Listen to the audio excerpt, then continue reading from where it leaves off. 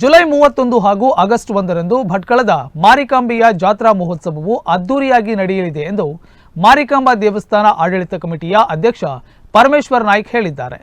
ಸೋಮವಾರ ಮಾರಿಕಾಂಬಾ ದೇವಸ್ಥಾನದಲ್ಲಿ ನಡೆದ ಮಾಧ್ಯಮ ಗೋಷ್ಠಿ ಉದ್ದೇಶಿಸಿ ಮಾತನಾಡಿ, ಈಗಾಗಲೇ ಮಾರಿ ಜಾತ್ರೆಗೆ ಸಕಲ ಸಿದ್ಧತೆಗಳು ನಡೆದಿದ್ದು, ಜುಲೈ 23 ಮಂಗಳವಾರದಂದು ಮೂರ್ತಿಗೆ ಅವಶ್ಯಕ ಅಮಟೆ ಮರದ ಪೂಜೆ, ಅದರ ಮುಹೂರ್ತಗಳೆಲ್ಲವೂ ನಡೆಯಲಿದ್ದು, ಮರವನ್ನ ಕತ್ತರಿಸಿ ಅದೇ ಸ್ಥಳದಲ್ಲಿಯೇ ಒಂದು ಮೂರ್ತಿ ಬಿಂಬವನ್ನ ಸಿದ್ಧ ಮಾಡಲಾಗುತ್ತದೆ.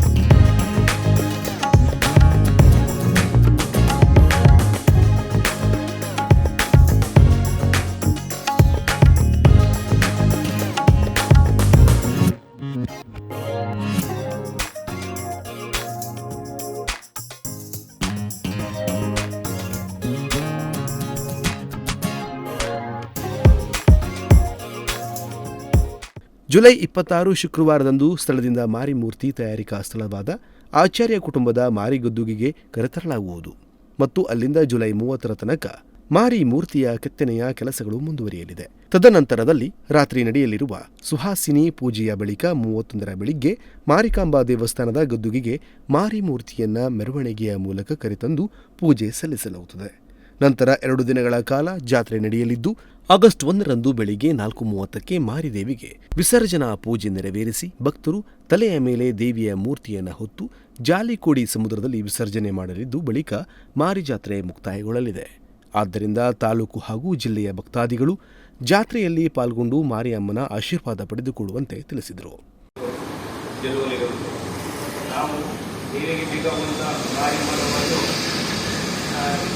ಜುಲೈ 23 ಜುಲೈ 26ಕ್ಕೆ ಆಚಾರ ಮನೆ ಗದ್ದುಗೆಯಲ್ಲಿ ತಂದು ಹಾಕುತ್ತೇವೆ.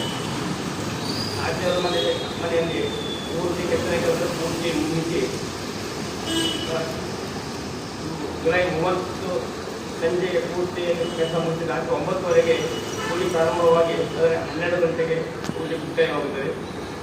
ಅದಕ್ಕೆ ಬೆಳಿಗ್ಗೆ 31 ಬೆಳಿಗ್ಗೆ ಬುಧವಾರ 5ವರೆಗೆ ನಾವು ಆಡಳಿತ ಕಮಿಟಿಯವರು ಹಾಗೂ ಸಾರ್ವಜನಿಕರು ಮೂರ್ತಿಯನ್ನು ಕನೆಯಲ್ಲಿ ಹೊತ್ತುಕೊಂಡು ನಗರ ರಸ್ತೆ ಮಾರ್ಗವಾಗಿ ರಥಬೀದಿಯ ಮಾರ್ಗವಾಗಿ ಶ್ರೀ ಮಾರಿಕಾಂಬಾ ದೇವಸ್ಥಾನದಲ್ಲಿ ಸೇವೆಯನ್ನು ಗದ್ದುಗೆಯಲ್ಲಿರುತ್ತೇವೆ.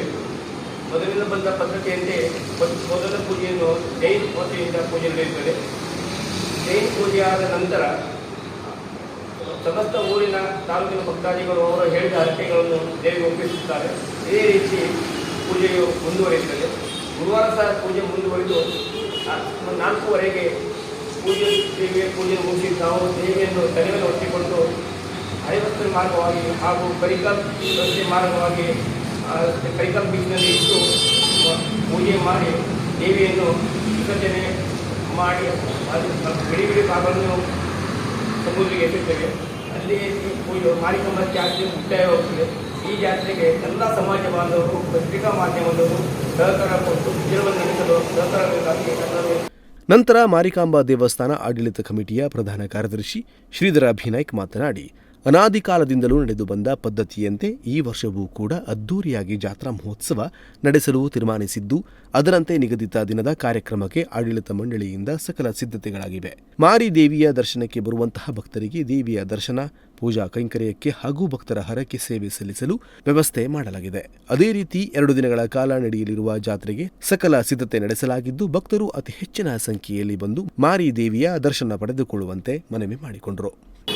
ಈ ಒಂದು ಮಾರಿ ಜಾತ್ರೆ ಅನಾದಿ ಕಾಲದಿಂದಲೂ ನಡೆದು ಬಂದಂತಹ ಪದ್ಧತಿಯಂತೆ ಈ ವರ್ಷವೂ ನಾವು ಈ ಮಾರಿ ಜಾತ್ರೆಯ ಮೊದಲಿಗೆ ಮಾರಿ ಮರವನ್ನು ದಿನಾಂಕ 23/7/2024 ಮಂಗಳವಾರ ದಿವಸ ಕಡಿದು ಆ ಮರವನ್ನು ದಿನಾಂಕ 26/7/2024 ಶುಕ್ರವಾರ ಆಚಾರ್ಯರ ಮನೆಗೆ ಆ ಮರದ ತುಂಡುಗಳನ್ನು ಮುಟ್ಟಿಸಿ ಅಲ್ಲಿ ಮಣ್ಕುಳಿಯ ಗದ್ದುಗೆಯಲ್ಲಿ ಆಚಾರ್ಯರ ಸಮ್ಮುಖದಲ್ಲಿ ಮಾರಿ ಮೂರ್ತಿಯನ್ನು ತಯಾರು ಮಾಡಿ ದಿನಾಂಕ 30/7/2024 ಆಚಾರ್ಯರ ಮನೆಯಲ್ಲಿ ಮಾರಿದೇವಿಯ ಪೂಜೆ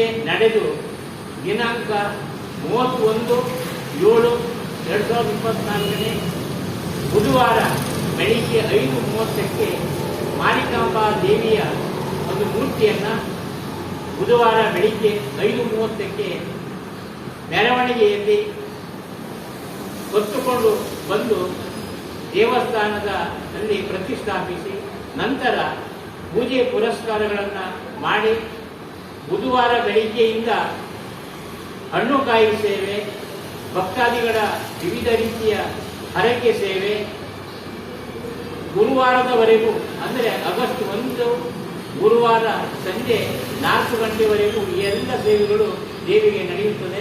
ಈ ವೇಳೆ ಮಾರಿಕಾಂಬಾ ದೇವಸ್ಥಾನದ ಆಡಳಿತ ಕಮಿಟಿಯ ಸದಸ್ಯರಾದ ನಾರಾಯಣ ಖಾರ್ವಿ, ಮಹಾದೇವ ಮೊಗೇರ, ಶಂಕರ್ ಶೆಟ್ಟಿ, ಸುರೇಂದ್ರ ಭಟ್ಕಳ್ಕರ್, ಶ್ರೀಪಾದ ಕಂಚುಗಾರ, ಸುರೇಶ್ ಆಚಾರ್ಯ, ವಾಮನ ಶಿರಸಾಟ ಉಪಸ್ಥಿತರಿದ್ದರು.